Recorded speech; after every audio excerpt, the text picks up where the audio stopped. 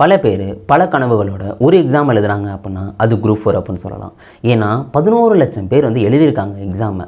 அதில் 11 லட்சம் பேர் படித்து எழுதியிருக்க மாட்டாங்க. கண்டிப்பாக 1-2 லட்சம் பேர்னாலும் கண்டிப்பாக ப்ராப்பராக உட்காந்தனால வந்து படித்து எழுதியிருந்திருப்பாங்க. இப்படி எக்ஸாம் ஹாலுக்கு போனவங்களுக்கு எல்லாருக்குமே மிகப்பெரிய ஏமாற்றம். ஏன்னா தமிழில் கேட்ட கேள்வி வந்து எல்லாராலையுமே ஆன்சர் பண்ண முடியல அப்படின்னு சொல்லலாம். இத்தனை வருஷம் குரூப் 4 நடந்துருக்கு, இவ்வளோ எதிர்ப்புகள் வந்து வந்ததே கிடையாது. இந்த வருஷம் பயங்கர எதிர்ப்புகள். எல்லாரும் என்னங்க சொல்கிறாங்க, எல்லாரும் சொல்கிறாங்க, என்னங்க கொஸ்டின் பேப்பரை புக்லேருந்து தான் எடுத்தீங்களா இல்லாட்டி ஓலைச்சுவடிகள்லேருந்து எடுத்தீங்களா அப்படின்னு வந்து கேட்குறாங்க. அதையும் தாண்டி என்ன சொல்கிறாங்கன்னா, நீங்கள் இப்படி தான் வந்து கொஸ்டின் வந்து எடுக்க போகிறோன்னு சொல்கிறீங்க, அதாவது 10வது தரன்னு சொல்கிறீங்க. அதை தாண்டி இது மாதிரி வந்து சொல்கிறாங்க, இவ்வளோ இதுதான் சிலபஸ், இப்படி தான் எடுக்க போகிறோன்னு சொல்கிறீங்க. ஆனால் நீங்கள் கேட்ட கேள்வியெல்லாம் 1953 புக்குலேருந்தெல்லாம் கேட்டுறீங்க. இது ஏன் இப்படி கேட்டுறீங்க அப்படின்னு பல பேர் எக்ஸாம் எழுதினவங்க மனக்குமுறல்களை வந்து வெளிப்படுத்தியிருந்திருக்காங்க. இதை பற்றி தான் இந்த வீடியோவில் டீட்டெயிலாக வந்து பார்க்க போகிறோம். எல்லாருக்கும் வணக்கம், நான் தான் பாலாஜி பேசுகிறேன். இதுதாங்க அந்த 2025 டிஎன்பிஎஸ்சி குரூப் 4 அந்த பேப்பர். கண்டிப்பாக எழுதினவங்க எல்லோரும் வந்து இந்த கொஸ்டின் பேப்பரை 3 மணி நேரம் உட்காந்து வந்து படிச்சுருந்துருப்பீங்க. அதில் வந்து ரொம்ப கஷ்டப்பட்டு படித்தவங்களுக்கெல்லாம் ரொம்ப வந்து மனவருத்தமாக இருந்திருக்கும். என்னடா நம்ம வந்து இவ்வளோ நாள் வந்து கஷ்டப்பட்டு படிச்சிருக்கோம். அதெல்லாம் ஒரு சில பேர் இருப்பாங்க 5 வருஷம் வந்து இதுக்காக வந்து டயத்தை ஸ்பெண்ட் பண்ணி வந்து படிச்சுருந்துருப்பாங்க. அவங்க இந்த கொஸ்டின் பேப்பரை பார்த்துருக்கும்போது ரொம்ப வந்து கிட்டத்தட்ட மனவேதனைப்பட்டு அழுது வந்திருப்பாங்க. சில பேர்லாம் வந்து அழுதுகிட்டு போயிருக்காங்க அப்படிலாம் வந்து சொல்லப்படுது. யோசிச்சு பாருங்கள், 1 வருஷம் படித்தவங்களுக்கு கூட அந்த வேதனை இருக்குமான்னு தெரில. ஒரு 3-4 வருஷம் இதுக்காகவே வந்து மனக்கட்டு படித்தவங்களாம் என்னடா இன்னமும் 1 வருஷம் வீணாக்கிட்டோமே அப்படின்னு எந்த அளவுக்கு மனவேதனை வந்து இருந்திருப்பாங்க. அவங்க கண்ணிலேருந்து கண்ணீர் தண்ணி வராமல் வேறு என்னங்க பண்ணும். எல்லோரும் வந்து ராப்பகலாக சில பேர்லாம் வந்து 4 மணி நேரம் 5 மணி நேரம் வந்து தூங்குறாங்க அப்படிலாம் வந்து சொல்லப்படுது. அப்படி தூங்கி மெனக்கட்டு இதுதான் டிஎன்பிஎஸ் வந்து சிலபஸ் கொடுத்துருக்கு, இப்படி தான் எடுப்போன்னு வந்து சொல்லியிருந்திருக்காங்க. 10வது தரன்னு சொல்லியிருந்திருக்காங்க. எப்பா சிலபஸை படி, இப்போ உள்ள நியூ புக்கெல்லாம் படி, 6 to 10 12 படி, ஓல்டு புக்கெல்லாம் படி அப்படின்னு எவ்வளோ கஷ்டப்பட்டு வந்து படித்து நியூ புக்கு ஓல்டு புக்கு இன்னும் சில விஷயம் அப்படின்னு எல்லாமே படிச்சுட்டு எக்ஸாம் ஹாலுக்கு போகிறாங்க. பட் அங்கே போய் கொஸ்டின் பேப்பரை ஓப்பன் பண்ணி பார்த்தா அவங்களுக்கு தெரிஞ்சதும் வந்திருக்கு. பட் ஏன்னா புக்கிலேருந்து கேட்டும் இருப்பாங்கள்ல, புக்கிலேருந்து எல்லாமே கேட்காம இருக்க முடியாது, இல்லை புக்கிலேருந்து கேட்டிருக்காங்க.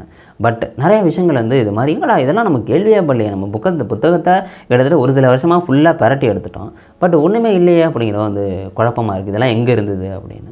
அதுக்கப்புறம் எக்ஸாமெல்லாம் தமிழ் எல்லாம் ஜிகே எல்லாம் எழுதிட்டு வெளில வந்து இதெல்லாம் எங்கடா ஆன்சர் இருக்குது அப்படின்னு வந்து தேடி பார்த்தா தான் அவங்களுக்கு தெரியுது. எப்பா 1953 புக்குகள்லேருந்தெல்லாம் எடுத்துருக்காங்கப்பா அப்படிலாம் வந்து தெரியாது. அந்த புத்தகத்துக்கு அதாவது இந்த கேள்வியையும் போட்டு ஆன்சரையும் போடுறாங்க. அந்த புத்தகத்தோட எழுத்தை பார்த்தாலே என்னடா இதெல்லாம் எங்கேருந்து எடுக்கிறீங்க அப்படிங்கிற மாதிரி இருந்தது. ஏன்னா அப்படி வந்து அந்த ஆன்சர்லாம் வந்து போட்டு வந்துருக்காங்க. நானே உங்களுக்கு ஒரு கேள்வி வைக்கிறேன் பாருங்களேன், இந்த போர்த்துகீசிய மொழி, தெலுங்கு மொழி அப்படின்னு. இந்த கேள்வியை பாருங்கள், இங்கேருந்து இந்த எழுத்தெல்லாம் வந்து பாருங்கள். பட் இந்த கேள்வியே தப்பாக இருக்க மாதிரி இருந்தது நான் படித்து பார்க்கும்போது. ஏன்னா கீழே ஆன்சர் இருக்குது பாருங்கள். இப்படி கேள்வியில் வந்து கேட்குறாங்க. அதையும் தாண்டி ஓலக்கம்னா என்ன அந்த இதுவும் வைக்கிறேன் பாருங்கள், அதுவும் வந்து எங்கேருந்து எடுத்திருக்காங்க, விர்ச்சுவல். இப்படி ஒவ்வொரு விஷயங்களையும் வந்து இப்படி வந்து கேட்டுருந்துருக்காங்க. இதை பார்த்தோன்னு தான் மனக்குமுறல்கள் வந்து வந்துச்சு. இவங்க படித்து புத்தகத்துலேருந்து கேட்டிருந்தாங்க அப்படின்னா எப்பா நம்மளுக்கு தெரியல விட்டுட்டோம் அப்படின்னு நினைப்பாங்க. பட் 1953 புக்குகள்லாம் படிக்கிறதுக்கான சாத்தியக்கூறுகள் இருக்கா? பிஹெச்டி முடித்தவங்க கூட இந்த கேள்வி எழுத முடியுமான்னு தெரில அப்படின்னு எழுதின ஆஸ்பிரன்ஸ் எல்லாம் வந்து சொல்கிறாங்க. பட் நான் வந்து எழுதலை, எனக்கு வந்து இந்த எக்ஸாம் எப்படி இருந்ததுன்னு வந்து தெரியாது. ஏன்னா எழுதினவங்களுக்கு அதாவது ப்ராப்பராக படித்து எழுதினவங்களுக்கு தான் அந்த கொஸ்டின் வந்து டஃப்பாக இல்லாட்டி ஈஸியாக அப்படின்னு வந்து தெரியும். இப்படி ஒரு சில பேர் சொன்னால் பிரச்சனை இல்லை, கிட்டத்தட்ட ஒவ்வொருத்தருமே வந்து அப்படி தான் வந்து சொல்கிறாங்க. இந்த கேள்வி வந்து பலது வந்து ரொம்ப டஃப்பாக தான் வந்து கேட்டிருந்துருக்காங்க அப்படின்னு வந்து சொல்லப்படுது. இதில் ஒரு சில விஷயங்கள்லாம் வந்து பார்க்க முடிஞ்சதுங்க. என்னென்னா ஒருத்தர் சொல்கிறாப்புல, நான் வந்து ரொம்ப கஷ்டப்பட்டு வந்து படித்தேங்க, அலுவலகத்துக்கு வந்து நான் வேலைக்கு போயிட்டுருக்கேன், இப்படி வேலைக்கு போயிட்டு கிடைக்கிற டயத்தில் கஷ்டப்பட்டு படித்தேன், ஒரு 4 மணி நேரம் 5 மணி நேரம் தான் எனக்கு தூக்கமே இருந்துச்சு, ரொம்ப கஷ்டப்பட்டு டிப்ரெஷன் ஆகி எல்லா சிலபஸையும் கவர் பண்ணி பழைய புத்தகம் எல்லா புத்தகமுமே படித்து எப்பா இந்த வருஷம் நான் வந்து தமிழில் எல்லாத்துலேயும் நல்ல மார்க் எடுத்து வேலை கிடச்சிருந்தான் அங்கே போனால் எனக்கு மிகப்பெரிய ஏமாற்றம் அப்படின்னு ஒருத்தர் சொல்லியிருந்திருப்பாப்புல. அவர் வந்து ட்விட்டரில் வந்து போட்டு வந்திருப்பாப்புல. இப்படி ஒவ்வொருத்தங்களுக்கு பின்னாடியும் ஒவ்வொரு கதை. அதெல்லாம் வந்து கொஸ்டின் எடுத்தவங்க வந்து அதெல்லாம் வந்து யோசிச்செல்லாம் பார்க்கல. எப்பா இந்த வருஷம் கொஸ்டினை டஃப்பாக வைக்கிறோம், நம்ம வந்து பார்க்குறோம் அப்படின்ட்டு எல்லாம் கொஸ்டின்லாம் வந்து டஃப்பாக அடிச்சிருக்காங்க. பட் வந்து 11 லட்சம் பேர் எழுதினாலும் 3900 பேருக்கு தான் வந்து வேலை. அதனால தான் டஃப்பாக கேட்டாங்களா அப்படின்னு வந்து தெரியல. பட் அந்த எக்ஸாம் முடிஞ்சுட்டு இனிமேல் எக்ஸாம் வைப்பாங்களான்னு கேட்டிங்கன்னா அதுக்கான சாத்தியக்கூறுகள் ரொம்ப ரொம்ப கம்மி.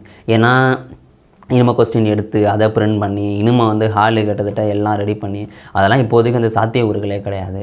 பட் இந்த ஞாயிற்றுக்கிழமை வந்து ஏதோ போராட்டம் மதுரையிலலாம் பண்ண போகிறதா வந்து சொல்லப்படுது. பட் அதெல்லாம் வந்து தெரியல என்னென்னு இப்படி. ஏன்னா வந்து எல்லோரும் வந்து ரொம்ப மனக்குமுறல்களில் இருக்காங்கல்ல. அதனால இதில் என்னென்னா அகாடமியில் போய் படித்தவங்களும் இருக்காங்கல்ல, அவங்களுக்கும் அது டஃப்பாக தான் இருந்திருக்கு. ஏன்னா சிலபஸ் படி கேட்டிருந்தால் அகாடமியில் படித்தவங்களே ஈஸியாக பாஸ் பண்ணிட்டு போயிருந்துருப்பாங்க.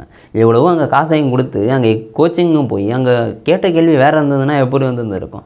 கோச்சிங்க்கு போய் படித்தவங்க, ஃப்ரீ கோச்சிங்க்கு போய் படித்தவங்க, எப்போ நான் வீட்டிலே உட்காந்து படிக்கிறேன்ப்பா அப்படின்னு வீட்டில் உட்காந்துக்கிட்டு, சில பேர் குழந்தையெல்லாம் பார்த்துக்கிட்டு ஹவுஸ் ஒய்ஃபெல்லாம் வந்து படிச்சுக்கிட்டு, இது மாதிரி வந்து எண்ணிலடங்காத பேர் வந்து இதுக்காக வந்து படிச்சிருந்துருக்காங்க. 11 லட்சம் பேரில் அத்தனை பேர் வந்து படிச்சிருக்க மாட்டாங்க. ஏன்னா எனக்கு தெரிஞ்ச பல பேர் சும்மா பொழுதுபோக்குக்கு 3 மணி நேரம் போய் எழுதினவங்களாம் வந்து இருக்கிறாங்க. இப்படி பல பேர் வந்து பொழுதுபோக்காக எழுதி வந்திருக்கலாம். கண்டிப்பாக வந்து 1 லட்சம் பேர் 2 லட்சம் பேர் இல்லாட்டி 3 லட்சம் பேர் வச்சுக்கலாமாங்க. ரொம்ப ப்ராப்பராக படித்தது இப்படி படித்து எழுதினவங்க எல்லாம் அந்த 3300 போஸ்ட்டுக்காக தான். எதுக்கு இவ்வளோ கஷ்டப்படுறாங்கன்னா இது ஒரு கவர்மெண்ட் வேலை, அதுக்காக தான். இதுக்கு தான் சிலபஸ்னு கொடுத்துருக்காங்கன்னா அதுபடி எடுத்திருந்தாங்கன்னா அது டஃப்பாக இருந்தாங்கன்னா அதுக்குள்ளேருந்து டஃப்பாக இருந்தால் ஈஸியாக இருந்தால் அது அவங்க படிக்கலை அப்படின்னு சொல்லலாம். பட் வெளிலேருந்து எடுத்ததுனால தான் இந்த ஆஸ்பிரன்ஸுக்கெல்லாம் வந்து ரொம்ப மனவேதனையாக வந்து இருந்திருக்கு. இதுக்காக தான் போராட்டம்லாம் நடத்த போகிறாங்கன்னு சொல்கிறாங்க. பட் அதை பற்றியெல்லாம் நம்மளுக்கு வந்து முழுசாக வந்து தெரியாது. இன்னொரு விஷயம் என்னென்னா சில பேர் வந்து இந்த ஹெல்ப்லைன் நம்பருக்கு வந்து அடிச்சிருக்காங்க டிஎன்பிஎஸ்சி. அப்படி அவங்க அடித்ததுக்கு சரியான ரெஸ்பான்ஸ் இல்லை அப்படின்னு வந்து சொல்லப்படுது. அதில் ஒரு சில பேசின வீடியோலாம் அதாவது அந்த வாய்ஸ் வந்து ஃபோன் பேசியிருந்துருப்பாங்களா அந்த ரெக்கார்ட்லாம் இன்ஸ்டாகிராமில் போட்டிருந்தாங்க. அது என்னென்னா இது மாதிரி இவங்க வந்து கஷ்டமாக எடுத்தீங்க இது மாதிரி வந்து ஒருத்தர் கேட்டிருப்பாப்புல. அதுக்கு வந்து சொல்லியிருந்திருப்பாங்க நாங்கள் என்ன கையில் கொடுக்க முடியுமா அப்படின்னு பல விஷயங்கள் வந்து பேசியிருந்திருப்பாங்க. இப்படி மாற்றி பேசின வீடியோலாம் வந்து அப்படி அதாவது ஆடியோ வந்து வீடியோ எடிட்டிங் பண்ணிலாம் வந்து போட்டுருந்துருப்பாங்க. இப்படி ஒவ்வொன்றும் வந்து நடந்துக்கிட்டு இருக்கு. ஏன்னா ரொம்ப படித்தவங்கலாம் ரொம்ப வந்து ஒரு டிப்ரெஷனில் வந்து போயிருந்துருப்பாங்க. இத்தனை வருஷம் வந்து இதில் வீணாக்கிட்டோமே அப்படின்னு. அதையும் தாண்டி வந்து இதில் வந்து இந்த எக்ஸாமை 13 லட்சம் பேர் எழுதுகிறாங்க அப்படின்ட்டு இந்த டிஎன்பிஎஸ்சி குரூப் 4 ஒரு முக்கியமான அவர் வந்து போடுறாப்புல. நான் வந்து உங்களுக்கு சைடில் வைக்கிறேன் பாருங்களேன். அவர் ஆண்கள் எவ்வளோ பேர் எழுதுறாரு, பெண்கள் எவ்வளோ பேர் எழுதுறாரு, 3ஆம் பாலினம் எவ்வளோ எழுதுறாங்க அப்படின்னு வந்து போட்டுருந்துருப்பாங்க. அதில் பாலினமுக்கு 3 சொல்லி நான் போட்டிருக்காங்க அப்படின்னு அதுக்கு கீழேயே வந்து ஒருத்தர் போட்டிருப்பாப்புல. என்னங்க 1953 புக்குலேருந்து எங்களுக்கு கேள்வி கேட்குறீங்க, ஓலைச்சுவடி இல்லாதாலும் கேள்வி கேட்குற மாதிரி எங்களுக்கு தெரியுது. நீங்கள் பாலினத்துக்கு 2 சொல்லி நான் போடுறதுக்கு பதிலாக 3 சொல்லி நான் போட்டுறீங்களே அப்படின்னு கீழே வந்து கேட்டிருப்பாங்க. எங்களுக்கு நாங்கள் நார்மல் வேலை இந்த வேலை பார்க்க போகிறதுக்கு எங்களுக்கு ரொம்ப பிஹெச்டி லெவலில் கேட்டுறீங்க, பட் நீங்கள் எப்படி போடுறீங்க அப்படிங்கிற மாதிரி அவரோட ஆதங்கத்தை வந்து வெளிப்படுத்தியிருந்திருப்பாப்புல. இப்படி பல விஷயங்கள் சும்மா எதிர்ப்புகள்லாம் எப்படி வருதுங்கிறீங்க அந்த அளவுக்கு வந்து அந்த எக்ஸாம் எழுதினவங்கலாம் எதிர்ப்புகளை தெரிவிச்சுக்கிட்டு இருக்காங்க. ஒரு சில பேர் வந்து சொல்கிறாங்க இதையே நம்பி இருந்துட்டாங்க, ரொம்ப கஷ்டப்பட்டு படித்தோம், ஆனால் நாங்கள் படித்த புத்தகத்துலேருந்தே அவங்க வந்து கேள்வியெல்லாம் வந்து அவ்வளோ எடுக்கலை, எங்களுக்கு வந்து எப்படி இருக்கும் இதையே நம்பி இருந்த எங்களுக்கு ரொம்ப வந்து ஏமாற்றமாக போயிட்டு அடுத்து இதுக்காக படிக்கலாமா இல்லாட்டி எங்கேயாவது ப்ரைவேட் கம்பெனி வந்து வேலைக்கு போகலாமா என்ன பண்ணுறதுனே தெரியல, எங்கள் குடும்பத்தை நாங்கள் காப்பாற்றணும்னு நினச்சோம், ஆனால் இப்படி வந்து நடந்துருக்கு அப்படின்ட்டு சொல்கிறாங்க. எத்தனை பேர் ஏழை மாணவர்கள் வந்து இதை வந்து படிச்சிருந்துருப்பாங்க, இது தாண்டா நம்ம லைஃபு அப்படின்னு வந்து படிச்சிருந்துருப்பாங்க. பட் இவ்வளோ பெரிய ஏமாற்றம் நடந்துச்சு அப்படின்னா அவங்க மனசளவில் எந்த அளவுக்கு நொந்து போயிருந்திருப்பாங்க. இப்போ அடுத்த குரூப் 2 எக்ஸாம் வந்து வரப்போகுது. பட் அதில் எந்த அளவுக்கு கேள்வி கேட்க போகிறாங்க அப்படின்னு தெரியல. இதுக்கு படிக்கலாமா வேணாமா அப்படிலாம் எத்தனை பேர் வந்து நினைப்பாங்க. இதுக்கெல்லாம் இன்னும் கலாய்ச்சாலாம் வீடியோ போட ஆரம்பிச்சிட்டாங்க. எப்பா புத்தகத்துலேருந்து எடுக்குதுன்னா ஓலைச்சுவர்லேருந்து கேள்வி எடுத்துருந்துருக்கீங்க, அடுத்த குரூப் 2க்கெல்லாம் எங்கே கல்வெட்டு இல்லை வேறு இதுலேருந்து எடுக்க போகிறீங்களா அப்படிலாம் வந்து கலாய்ச்சி இன்ஸ்டாகிராமில் வீடியோ போட்டதெல்லாம் பார்க்க முடிஞ்சது. அதையும் தாண்டி வந்து பார்த்துட்டிங்கன்னா இந்த ஓலைச்சுவடியிலேருந்து எடுத்தாங்கன்னு சொல்கிறாங்கல்ல, இந்த கொஸ்டின் பேப்பரை திருவள்ளுவர் இன்னும் எல்லாரையும் உட்கார வச்சு இதை எழுதுங்க அப்படின்னு சொன்னால் தமிழில் 100க்கு அந்த 100 கேள்வியும் கரெக்டாக அட்டன் பண்ண முடியாது, தப்பாக தான் வந்து எழுதுவாங்க அப்படிலாம் சில இதெல்லாம் வந்து பார்க்க முடிஞ்சது. இப்படி ஒவ்வொருத்தங்களுக்கும் அவங்களுக்கு மனசில் என்ன தோணுதோ அதெல்லாம் எடிட்டிங் பண்ணி போட்டுக்கிட்டு இருக்காங்க. அந்த அளவுக்கு இப்போ இந்த டிஎன்பிஎஸ்சி குரூப் 4க்கு பல எதிர்ப்புகள் வந்து நடந்துக்கிட்டே வந்து இருந்துக்கிட்டு இருக்குது.